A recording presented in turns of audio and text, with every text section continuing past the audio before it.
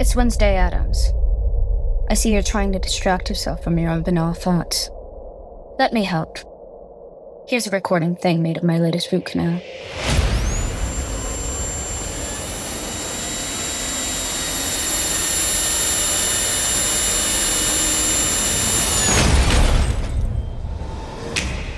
Wednesday, Season 2, begins August 6th, only on Netflix. Make your next vacation unforgettable on Royal Caribbean's newest ship, Star of the Seas. It's everything you've loved about every family vacation you've ever been on, with mind-blowing thrills at the largest water park at sea, 7 onboard pools for every level of chill, more than 40 ways to dine and drink, and even more to enjoy at our award-winning private island, Perfect Day at Coco Cay. This is the new Star of the Seas. Click or tap the banner to find out more. Una silla de masajes puede parecer extravagante. 8 configuraciones diferentes, intensidad ajustable, además es calefaccionado. Y se siente tan bien. Sí, una silla de masajes puede parecer extravagante. Y 2, bueno, aún más. Pero cuando esas sillas de masajes vienen con un auto, se vuelven bastante prácticas. El nuevo Volkswagen Tiguan 2025 con funciones premium como los asientos delanteros con masaje disponibles. Solo parece extravagante. Pie in the Sky Media. This series contains adult language and descriptions of graphic violence throughout. Listener discretion is advised. I'm Carolyn Osorio, and this is my new podcast, The Murder Chronicles. You're listening to episode 41, The Sanitarium. In the early 1900s, the town of Olalla was little more than a speck on a map, basically a ferry ride across Puget Sound from Seattle. A remote place that drew rugged people who had the ability to make their living off the land. Farmers, loggers, fishermen who were drawn to the woodland, privacy, the salt air that came off the sound, and the blessed opportunity to work hard. Which is all to say that Olalla was the last place to expect a fancy city doctor to call home. Dr. Linda Burfield Hazzard and her husband Samuel secured a home on a 40-acre parcel in Olalla with grand plans to build a sanitarium where people from all over the world would come for the opportunity to receive what she considered her life-saving treatment. It would take time to build her sanitarium, and in the meantime, Dr. Hazzard had her practice in downtown Seattle, where she took patients during the day and then would ferry back to Olalla, across the Puget Sound, after work. There was never a short supply of gossip in Olalla about Dr. Hazzard and her husband Samuel. They were more than a curiosity. They would become an oddity. They were both polished and educated, but gossip would spread in the small community about Samuel, who was a graduate of West Point, a highly decorated military man who, at more than 6 feet tall, had dark hair and beautiful tailored clothing, essentially the epitome of style and taste. But he was a man of few words. He was intelligent and supportive of his wife, who did most of the talking and had earned a reputation of wearing the pants in the family. Dr. Linda Hazzard, when she wasn't dressed in crisp whites, her uniform at her practice, there was just something incandescent about her. The way she walked, the way she talked, she was a presence in and of herself. There had never been a woman quite like Dr. Linda Hazzard. She commanded attention, and after years in practice, her reputation was growing. News was spreading about a woman doctor whose holistic treatments were restoring health to even the most hopeless of cases. And like moths to a flame, those desperate for help, having been abandoned by traditional medicine, or those who didn't believe in the cures with the latest drugs and surgeries. These people wanted natural treatments, and they were drawn to Dr. Hazzard from across the world. But it wouldn't be cheap. What these patients didn't know was that Dr. Hazzard wasn't a doctor at all. Now, granted, doctors at that time really didn't need a medical license. Always point out that Dr. Linda Hazzard did not have a medical degree. Well, not a lot of doctors did. You know, I think California was the first in 1871 to require a medical license, but that was just, it was an age of quackery. That's Steve Dunkelberger. He's a local historian and author, and he also hosts Steve's Drunk History Tour, a comedic take on local history. According to Steve, the self-proclaimed doctor, Linda Hazzard, had a scant amount of formal training. She would say that she studied under Edward Hooker Dewey, MD, a well-known proponent of fasting. She would give herself the title of doctor based on a license she acquired as a fasting specialist. She gained recognition for her treatment and methods after she self-published her book in 1908, Fasting for the Cure of Disease. In this book, she wrote, "Appetite is craving. Hunger is desire. Craving is never satisfied, but desire is relieved when want is supplied. Eating without hunger or pandering to appetite at the expense of digestion makes disease inevitable." The reach of Dr. Hazzard's new book was incredible, a tribute to strategic marketing in the day. Advertisements in newspapers that catered to wealthy potential clients across the country and the world, where she guaranteed cures from minor ailments to eradicating cancer and even insanity. An advertisement of Dr. Hazzard's caught the attention of two wealthy sisters who happened upon an article in a Seattle newspaper about the amazing Dr. Hazzard. It was exactly what Dorothea and Claire Williamson were desperate for. Dorothea and Claire Williamson were orphan daughters of a wealthy English officer in the Imperial Army Medical Service.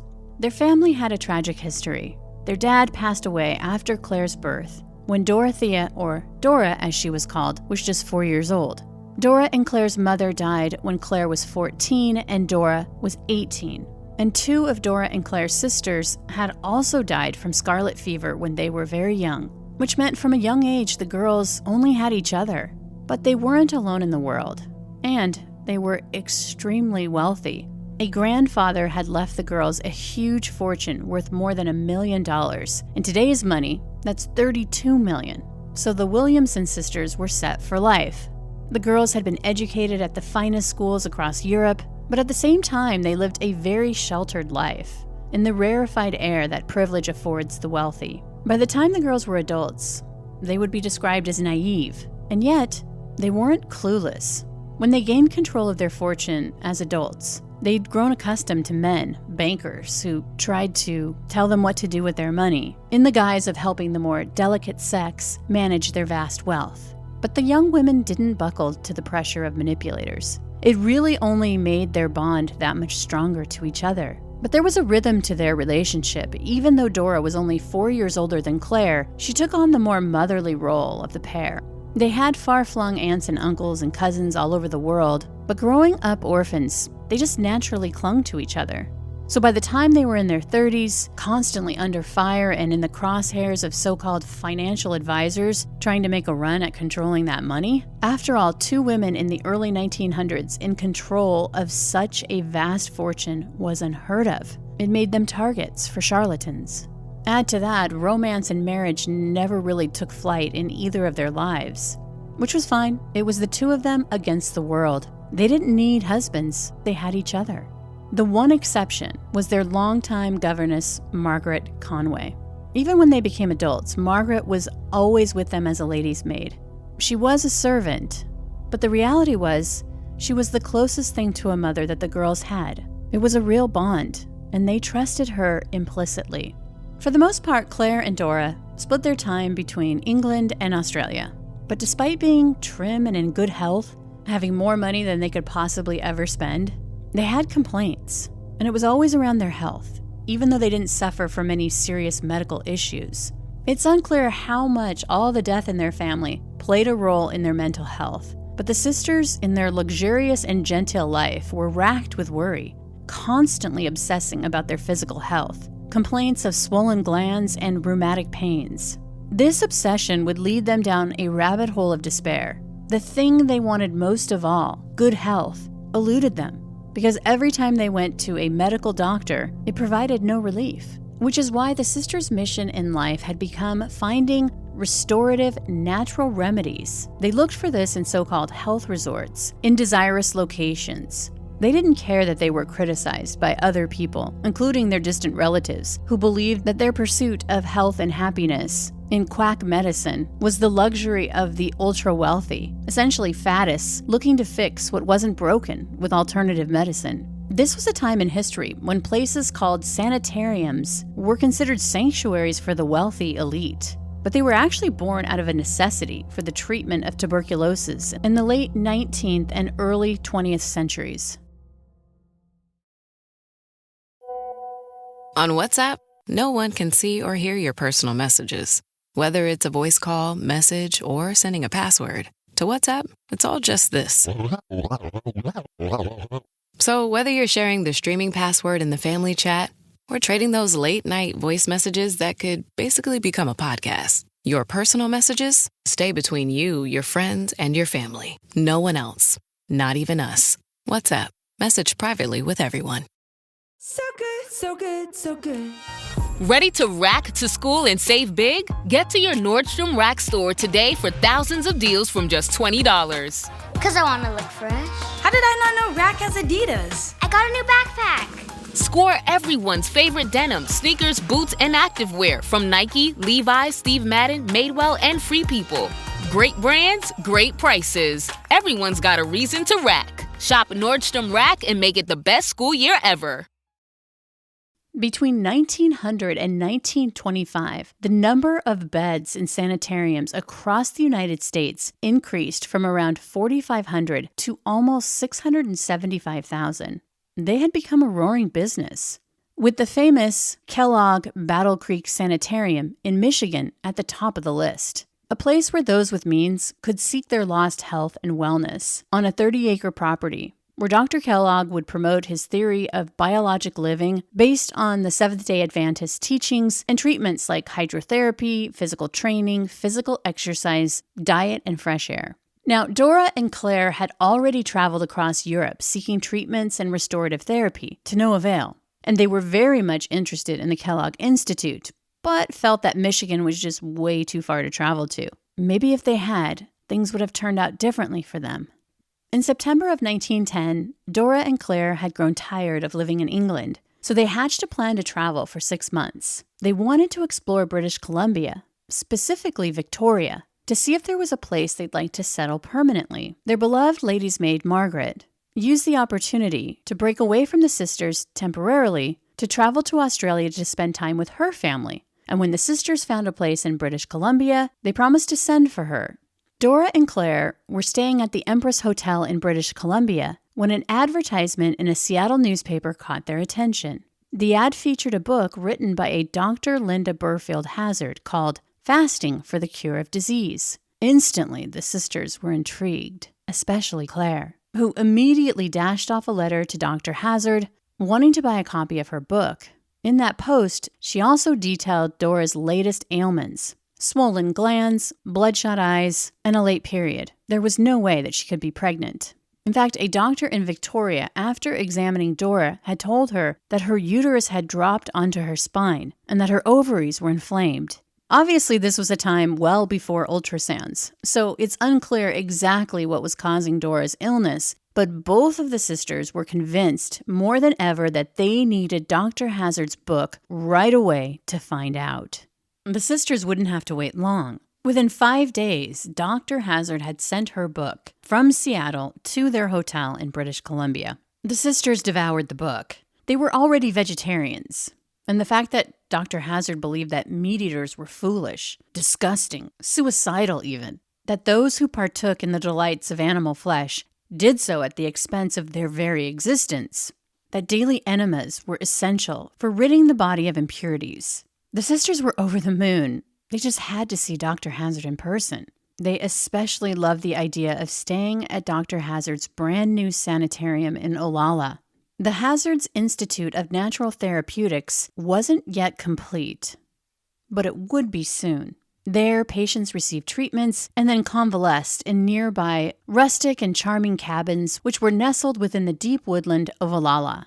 There was the grand view of the Puget Sound in the distance, And as the patients took long walks, they enjoyed the fresh, salty air. It sounded like the perfect getaway to seek treatment and wellness. And as luck would have it, the sisters weren't that far away.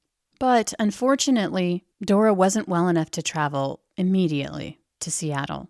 The sisters decided to winter in California in November of 2010, but they would still exchange a flurry of correspondence with Dr. Hazzard. Like her sister, Claire's uterus was also pressing on her spine, and Dr. Hazzard suggested a doctor in California to perform one of her treatments to reduce the inflammation, which entailed inserting into her body a cotton soaked in boric acid and glycerin for 24 hours at a time, 3 days a week.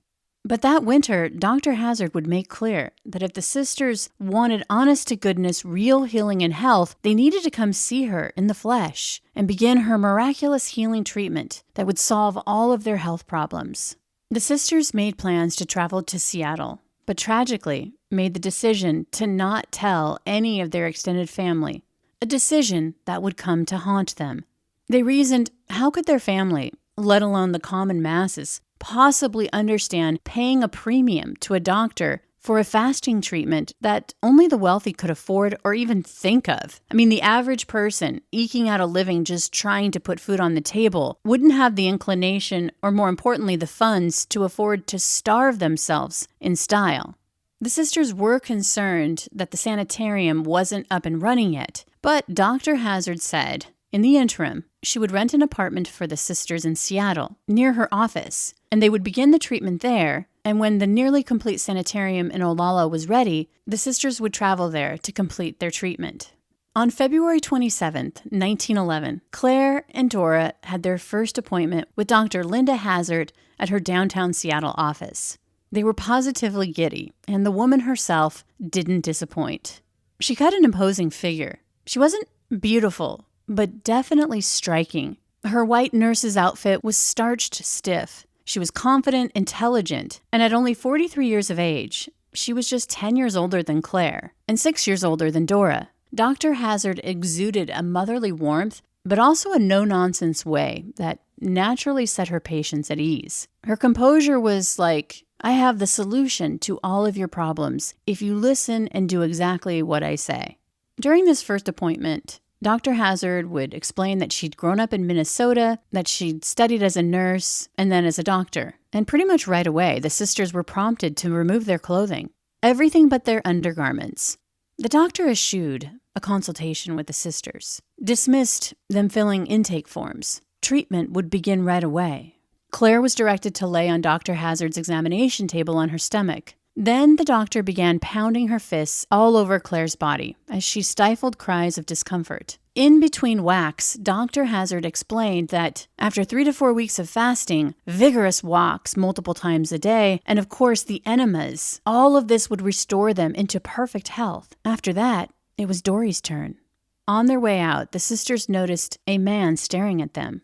He was tall, good-looking with a full mustache, shiny black hair, perfectly coiffed. He wore a fitted suit which accentuated his broad shoulders and dashing physique. He had brooding, intelligent eyes. Dr. Hazzard introduced the blushing sisters to her husband, Samuel Hazzard. They were close enough as they passed him to smell the faintest whiff of alcohol, which was a surprise, given Dr. Hazzard shunning anything that was unwholesome to enter the body. But they dismissed Samuel's bloodshot eyes out of hand. Even after the beating they had endured at the hands of their new doctor, they were overjoyed by their good fortune. They were beginning the treatment with the doctor who would change their lives. If only the sisters hadn't dismissed their gut feeling about Samuel and the alcohol in his breath. There was a story there. If they had followed the breadcrumbs, maybe it would have led to Samuel's secrets and those of the good doctor as well. Dr. Linda Hazzard was born in Minnesota in 1867. She never went to medical school, but from an early age, she formed a negative opinion of traditional medicine. Her father was a Civil War veteran and had a gazillion of kids. By all accounts, he was a very affectionate father, but he said modern medicine is the wave of the future, and to keep people healthy, use modern technology. This is 1870s at that point. And so he would take his kids to the doctor just for regular checkups. And along the way, the doctor, for whatever reason, the doctor prescribed blue mass. It's basically a mix of licorice and herbs and mercury. And it was like, well, you look at that, it's quirky from today's standards, but, Abraham Lincoln kept a tin of it, and used it his entire life. You're supposed to feel better. Of course, it's euphoric because your body is slowly dying. But, it was a common treatment for like syphilis. And the old saying was, a moment with Venus gives you a lifetime of Mercury. Because, yes, it cured syphilis, but it also made you insane and made you lose your teeth. At 18, Linda would marry a man named Edwin Perry, and she would go on to have 2 children with him. But a few years later, in 1902, they would get a divorce. Linda had no designs on being a housewife. And once free of her husband, she would leave her children with her mother to raise and go on to pursue her dreams of becoming a doctor, which didn't involve medical school, but she did get a certificate as a fasting specialist. With that in hand, she began a medical practice in Minneapolis, advertising her special treatments for common ailments, but also the cases where patients had lost all hope. Right away, she was busy. And it's in Minneapolis where Linda met Samuel Hargrove. At least, that's what he called himself at the time. He was really Samuel Hazzard, but he'd run up a criminal amount of debt when he was an Army lieutenant, basically fueling his playboy lifestyle until he got caught. After leaving the service in disgrace, he married a woman named Viv, but it wasn't long before he began a torrid affair with Dr. Linda Perry. And when Viv found out that not only was he having an affair with Dr. Perry, but that he'd married her. So Viv exposed her husband as a bigamist.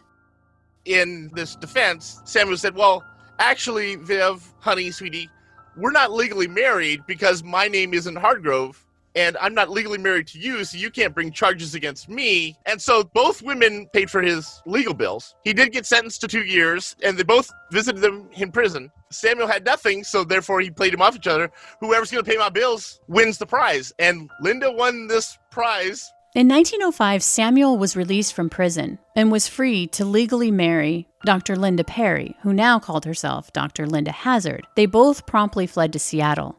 Samuel's legal trouble was in the rearview mirror, but Dr. Hazzard's was just beginning.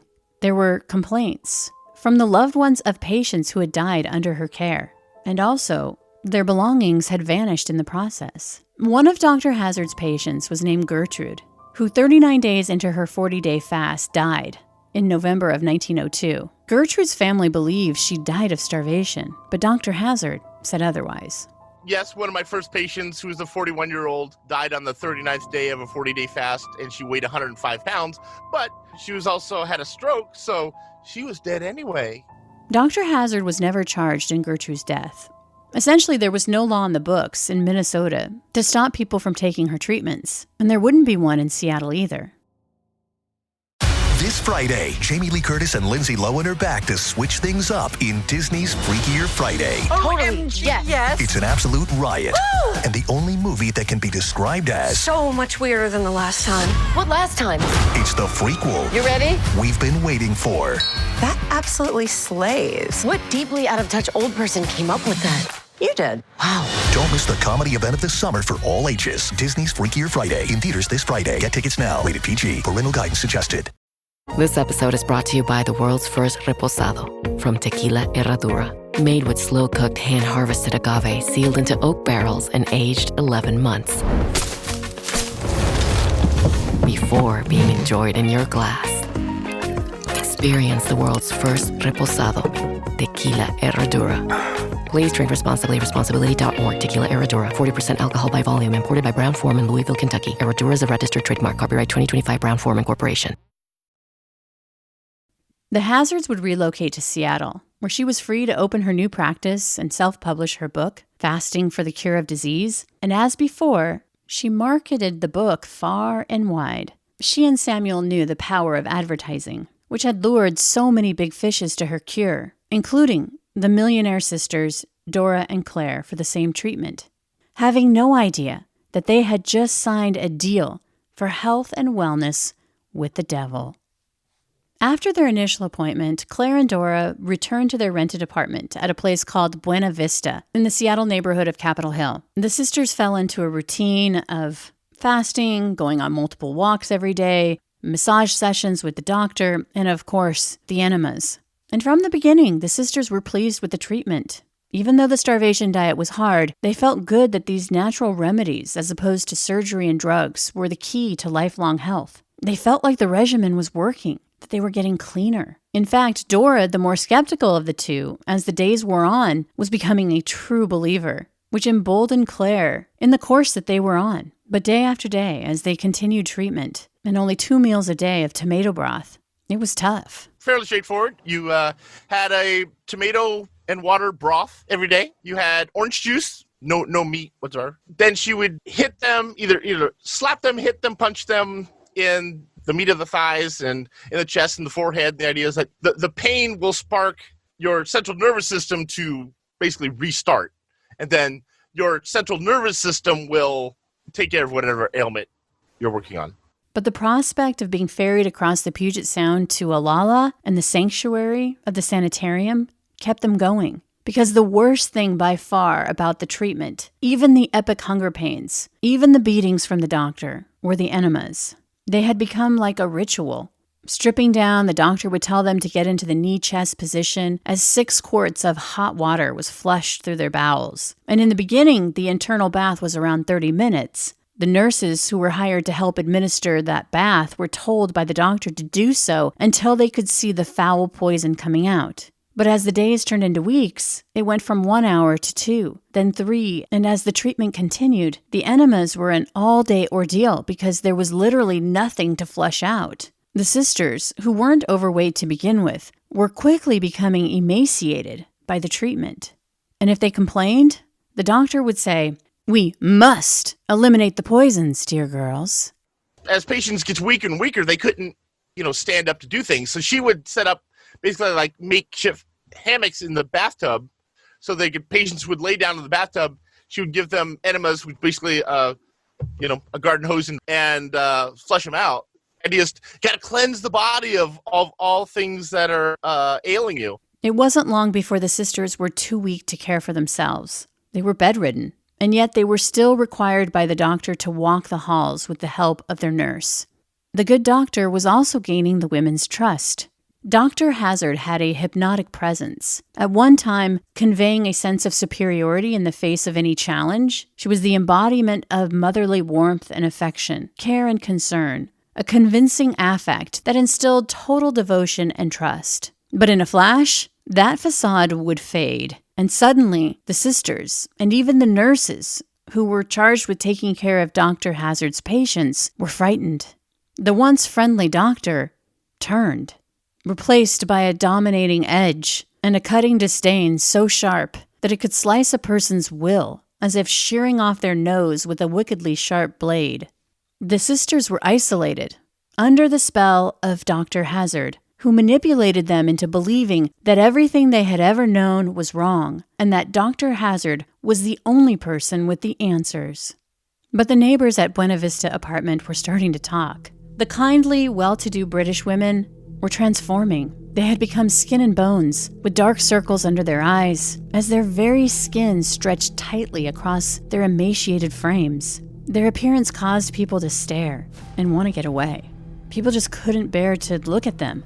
But there were those who wanted to help Claire and Dora. One neighbor watched as Dr. Hazzard performed her massages at the apartment. They didn't understand why the doctor appeared to be beating Claire. Then after that, she went into Dora's room and watched in horror as the doctor would ask her to stick out her tongue, which she did. And the doctor said it was unclean, that she was not fit to take food yet, adding, "Your tongue will have to be clean and your breath must be sweet." The neighbor would ask Claire why she wasn't eating, and she would reply, "It causes me distress about now, though it will pass. The poison is still in my system. I simply can't tolerate food," adding, "It's a beautiful treatment." The sisters had become bonded to Dr. Hazzard, especially Claire, and it was to her that Dr. Hazzard offered help with any financial decisions. She wanted to know all of their business dealings. Does anyone have power of attorney over you? One might imagine the fire ignited in the doctor's eyes and in her belly when Claire would respond that no one held dominion over them. They were solely in charge of their vast fortune, and by this time, Dr. Hazzard would insist that Dora and Claire turn over their expensive jewelry, family heirlooms, and other valuables, which included land deeds, that she would keep these belongings in her safe. By this time, the sisters had fasted more than 30 days. They were bedridden, At some point, Dora began to hallucinate and would go in and out of fits of delirium. When Dr. Hazzard wasn't there, the nurse would try to get them to eat. But by this time, Dora and Claire were completely under her control and refused to eat unless Dr. Hazzard told them that they could. In April, after 60 days of treatment, Dr. Hazzard finalized plans to transfer the sisters to the Sanitarium in Olalla. Dorothea and Claire, who were British citizens, started getting noticed by the neighbors in the apartment saying, hey, they have a nurse walking them around the hallways and there's skeletons. We should probably do something about that. And then Linda put them on ambulances and drove them to the ferry and took the ferry to Olalla. And on the way, Dorothea signed off all of her belongings to the hospital and bequeathing. Claire signed off most of her belongings, including $15,000 a year after her death, which is about, $450,000 in today's dollars. And they arrived in Olalla. The hospital wasn't finished yet. It had no electricity. They're still building and all that stuff. So they moved. Claire went upstairs in an attic, and Dorothea was on a breezeway porch out in the elements. The idea that the open air will help heal her wounds and all that stuff. So she basically got really, really cold while, being starved and beaten, and kept them separated so they couldn't talk and convince each other that they wanted to leave.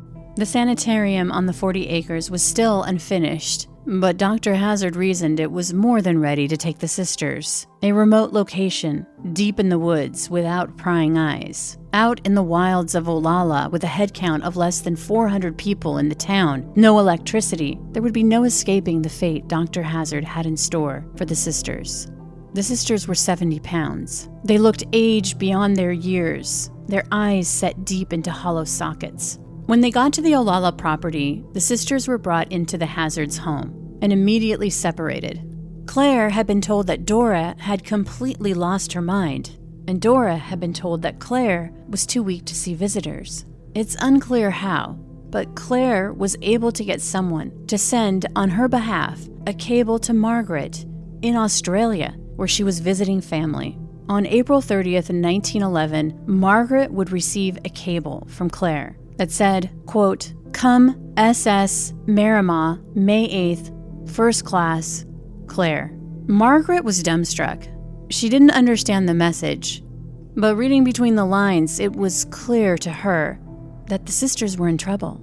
Remember, she was like a real mother to the young women, and she made sure to be on board that ship. When Margaret arrived in Hawaii, she received a letter with a return address to Linda Burfield Hazzard in Olalla, but it was Claire's handwriting, or at least she sort of recognized it as Claire's handwriting, which usually was beautiful and perfect penmanship, but now appeared shaky and irregular, like almost chicken scratch. But the letter basically said that the sisters were looking forward to her arrival and that they had extended their stay until July, that they'd fallen into ill health and were saved by Dr. Linda Hazzard, a licensed fasting doctor. Margaret Conway wouldn't arrive in Vancouver until June 1st, 1911, and as she disembarked, she was greeted off the gangway by a man who went up to her and said he was Samuel Hazzard, that he was there to take her to Olalla. With little emotion, he dropped a bombshell that Miss Claire had died and that Miss Dora was helplessly insane. Later that evening, Margaret was taken to Olalla and directed to one of the cabins where Dora was being kept. And as she walked through the door, she cried out. Her fierce love propelled her toward Dora, a girl she had helped raise. She hugged her tightly, but inside, she cringed. Dora's appearance was ghastly beyond words, her face a bluish tint. She was like a skeleton, and as Margaret held her, she couldn't help but block out the odor coming from Dora's body, a sickening, sweet smell that she would describe as the smell of death. Dora weighed only 50 pounds, and when Margaret said she would take her away, Dr. Hazzard refused, saying that Dora was under her care and that she would continue the treatments. By then, the doctor had been appointed the executor of Claire's estate, and unknowingly Dora had signed over her power of attorney, which according to the Hazzards' way of thinking, she would be at the sanitarium until she died. Judging by her condition, that wasn't long. Margaret had put a wrench in their plans. She could see that from the very beginning. The Hazzards had taken Claire's clothes, household goods, and an estimated $6,000 worth of the sisters' jewelry. She herself had seen Dr. Hazzard wearing Claire's clothing. At the end of the day, to get Dora out of there, Margaret would send her own desperate cable to the sisters' uncle, who lived in Portland, who immediately came to the rescue. Dora was finally able to leave once the family agreed to pay an egregious amount of outstanding medical bills to Dr. Hazzard. Once Dory and Margaret were finally allowed to break free of the property, they immediately went to authorities. It would take time, but eventually a first-degree murder charge would be filed against Dr. Linda Hazzard on August 15, 1911. Her trial would start the following January.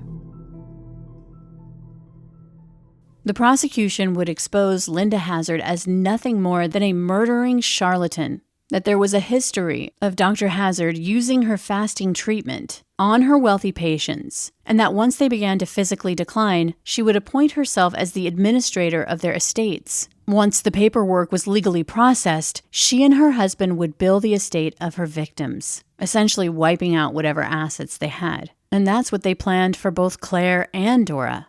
But Linda Hazzard wasn't going down without a fight. She believed that she was being persecuted for being a strong, successful woman in a male-dominated field, and that she was a victim of the bias against natural medicine.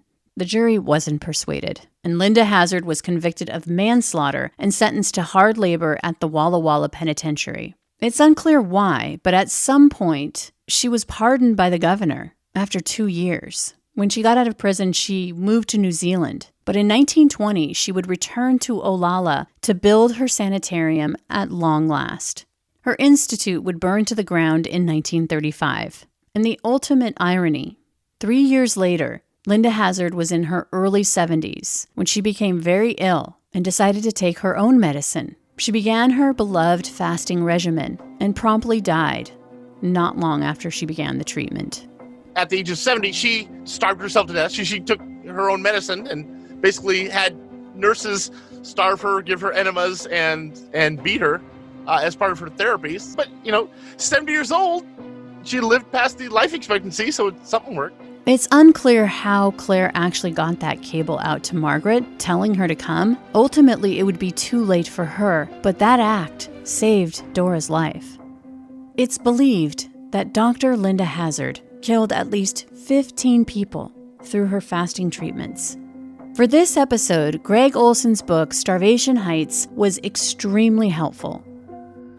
The Murder Chronicles is a pie-in-the-sky production recorded live in the beautiful Pacific Northwest. We are produced by Brandon Morgan and myself, music by Soundstripe. For Pie in the Sky Media, I'm Carolyn Osorio, your writer and host. Thanks for listening.